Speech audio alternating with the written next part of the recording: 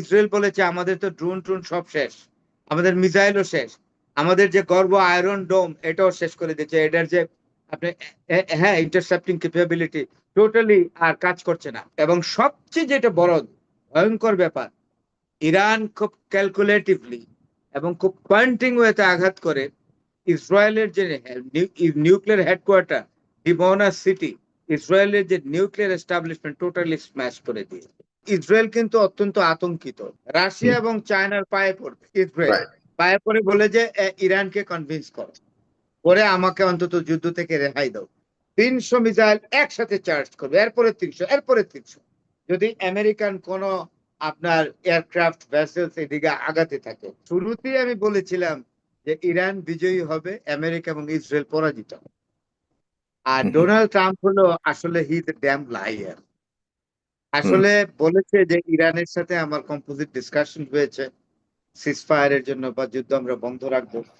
Doctor Marandi clear করেছে, যিনি spokes person, Tehran ইউনিভার্সিটির প্রফেসর, উনি হি is a very fine nice spokes person of Iran. উনি কিন্তু বলেছেন যে নো, ডোনাল্ড ট্রাম্পের সঙ্গে আমাদের কোন রকম এরকম আলাপ হয়নি। আসলে সেই জন্য আমি হাসলাম, আসলে ট্রাম্প আসলে he has lost his all credibilities as president of the United States of America. আপনাকে বলি আসল কথাটা হলোই, টান পড়েছে অর্থে, অনেকগুলো টাকা চলে গেছে তো ডলার, যুদ্ধ তো আর চালাতে পারছে না। এখন ট্রাম্প নিরুপায় হয়ে একটা প্রস্তাব দিয়েছে। আসল ঘটনাটা আমি আপনাকে ভেতর থেকে বলি। ট্রাম্প জিসিসি কান্ট্রিজ গুলোকে বলেছে, গালফ কান্ট্রিজ গুলোকে ইনক্লুডিং সৌদি আরবিয়া, যে আমাকে যুদ্ধ চালাতে হলে তোমাদেরকে $5 ট্রিলিয়ন দিতে হবে, তাহলে আমেরিকা যুদ্ধ চালিয়ে যাবে। আর যদি যুদ্ধ বন্ধ করতে হয়, এই যুদ্ধ যে আমি বন্ধ করব তার দায় হিসেবে এবং যা খরচ করেছে এই যাবৎ যুদ্ধে 21-22 দিনের যুদ্ধে, সেই জন্য যুদ্ধ যদি নাও চালাই, বন্ধের জন্য আমাকে, যুদ্ধ বন্ধের জন্য আমাকে $2.5 ট্রিলিয়ন দিতে হবে। এখন গালফ কান্ট্রিজ গুলো বলছে, সুন্দর করে উত্তর দিয়েছে ওনাকে, যে আপনি আপনাকে এত টাকা আমরা কেন দেব, এত এই পরিমাণ বিপুল অঙ্কের ডলার আমরা কেন দেব? আপনি কি আমাদেরকে নিরাপত্তা দিয়েছিলেন? এমনি তো, বরং আপনি তো আপনার যে ইয়েগুলো, মিলিটারি এস্টাবলিশমেন্ট গুলো এই মধ্যপ্রাচ্যের সবগুলো দেশে আছে, এগুলো আপনি রক্ষা করতে পারেননি। আর আপনি বলেছেন এখানে যখন মিলিটারি বেস তৈরি করেন গালফ কান্ট্রি গুলোতে, আপনাদের আমেরিকার প্রতিশ্রুতি ছিল আমাদের নিরাপত্তা দিবে। তা আপনাদের ঘাঁটিগুলো নিরাপত্তাই তো আপনারা আপনি দিতে পারলেন, আপনি আমাদের কি নিরাপত্তা দিবেন? আর আপনি যুদ্ধ বন্ধের জন্য আমাদের কাছে এত টাকা চেয়েছেন, যেখানে আমাদের ইনফ্রাস্ট্রাকচার অ্যাবান্ডেন্ট হয়ে গেছে ইরানের উপর্যুপরি মিসাইল হামলায়, আমাদের ওয়েল ট্যাঙ্কার্স গুলো স্পয়েলড হয়ে গেছে, আমাদের এলএনজি শেষ হয়ে গেছে, আমাদের অন্যান্য এস্টাবলিশমেন্ট গুলো অনেক ক্ষেত্রে শেষ হয়ে গেছে, আমাদের সিভিল এস্টাবলিশমেন্ট গুলো শেষ হয়ে গেছে। এখন একটা ভুতুরে অবস্থার মধ্যে পড়েছে পুরা মধ্যপ্রাচ্য। সেই জায়গায় আপনি $5 ট্রিলিয়ন দাবি করেন যুদ্ধ চালানোর জন্য আর আমার নিরাপত্তার জন্য, আবার দাবি করেন কি যুদ্ধ বন্ধ করলেও তাকে $2.5 ট্রিলিয়ন দিতে হবে। আমরা এই ডিলে যাব না, আমাদের আর আপনাকে নিরাপত্তা দিতে হবে। হ্যাঁ, আমাদের নিরাপত্তা আমরা আল্লাহ গাফুর রহিমের উপরে ছেড়ে দিয়েছি, এতে তো উপায় নাই। এখন ডোনাল্ড ট্রাম্প বলল যে যাক, ব্যবসাটাও তো করতে পারলাম না, উপরন্তু এখন যদি আমি ইরানের বিরুদ্ধে যুদ্ধ চালাই, ইরানে তো আমি কিছুই তেমন কিছু করতে পারলাম না, পারলাম ইরানের রেজিম চেঞ্জ করতে, না পারলাম আমি ইরানের ভূমিতে 2টা আমেরিকান সৈন্য নামাতে, না পারলাম আমি হরমুজ প্রণালী ওপেন করতে। তাইলে কি হলো? তাইলে এইটা তো একটা আনসার্টেন ওয়ার, প্রতিদিন বিলিয়ন বিলিয়ন ডলার চলে যাচ্ছে, এই যুদ্ধ আর চালানো যাবে না। তাই তিনি এখন, ইরান তো আর মানে না, Iran is not prepare to go to any seize fire at all. তাই যেটা বলেছে, তাই নিজে নিজেই বলেছে ইরানের সাথে আমাদের ডায়লগ হয়েছে, কম্পোজিট আলোচনা হয়েছে, এগুলো সব বোগাস।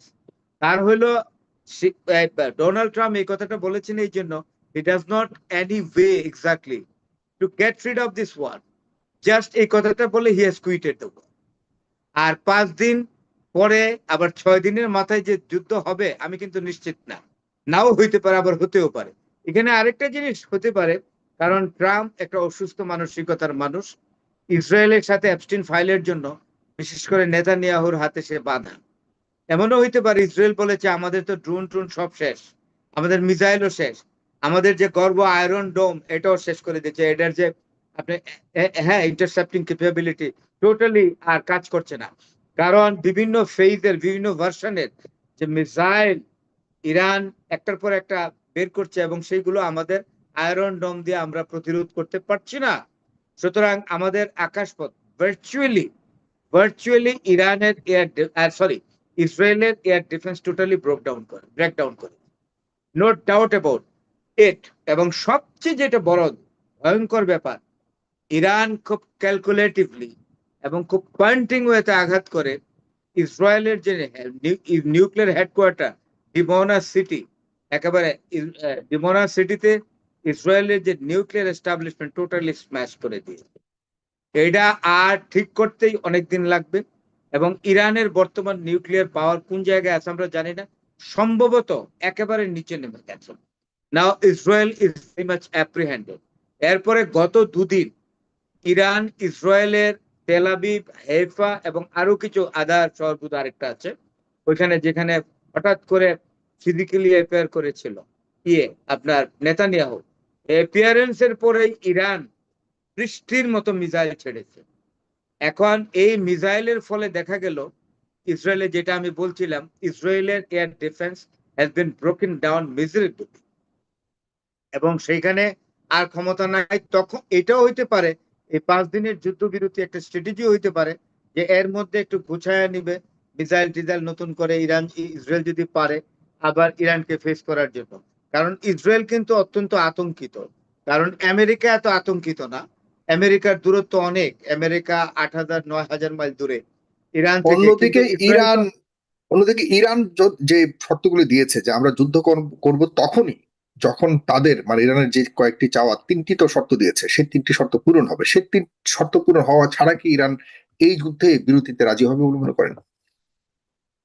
না। এখন যদি একটা কথা আমি বলি, যদি আমেরিকা একদম গুটিয়ে নেয়, আমেরিকা যদি একদম পাত্তারি গুটিয়ে নেয়, তাহলে যুদ্ধ করবে কার সাথে? আমেরিকান ট্রুপস তো আসছে না, আপনি কারে মারবেন?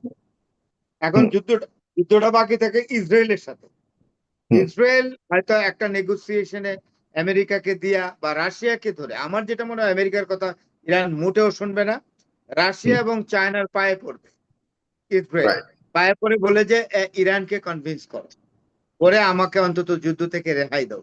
এইটা হইতে পারে আমি যেটা অনুমান করি। আর সবচেয়ে বড় কথা, হরমুজের ধারে কাছেও যেতে পারেনি।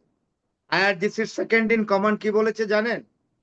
ডাইরেক্টলি বলেছে বুধ গতকাল, বলে যে এত যদি সাহস থাকে আপনাদের, ইউএস আব্রাহাম লিঙ্কন কোথায়, আপনাদের ইউএস জেরাল্ড ফোর্ড কোথায়, এগুলো তো অনেক দূরে, আমাদের জলসীমানায় আসুন, আমরা দেখে নিচ্ছি।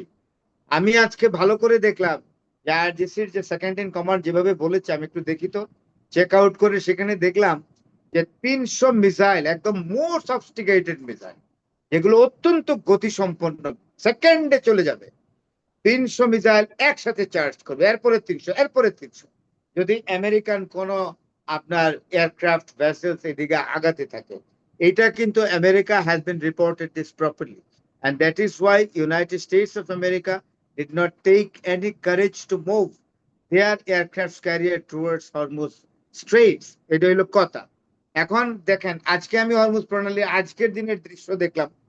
হরমুজ প্রণালীর আশপাশের জীবনযাত্রা খুব নর্মাল, এখানে ছোট ছোট বাড়ি আছে, কর্মজীবী মানুষ এখানে বাস করে।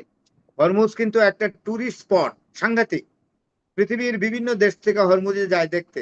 এটার জলটাও সুন্দর নীল জল, তারপরে বুটিং করে, মানে বোট বোট দিয়ে যায় ছোট।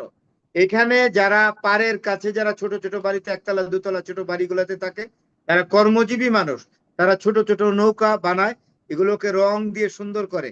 ইরানিরা তো খুবই আপনার আর্টিকুলেট এবং খুব আর্টিক্রাফট, মানে কি বলবো এটাকে, কি বলা যায়, এরা খুব নান্দনিক একটা জাতি, নন্দন তত্ত্ব ভালো জানে। ছোট্ট নৌকাকে সুন্দর করে সাজায়, টুরিস্টরা যায় 1 ঘন্টা 2 ঘন্টার জন্য নৌকা বিহার করে, কিছু পয়সা এরা পায়। এই শ্রেণীর লোকগুলো কিন্তু একদম হরদম সেই কাজ চালিয়ে যাচ্ছে, এবং ওই নৌকা বিহারে যারা যায় ছোট ছোট, এরাও যাচ্ছে, সর্বোপরি যে ফিশিং কমিউনিটি আছে পারে, যারা ওই হরমুজের পারে মৎস্য শিকার করে, সেখানে জাল দিয়ে মাছ মারছে। তো আমি দেখলাম it is a normal picture prevailing in Hormuz strait. There is no the sign of apprehension.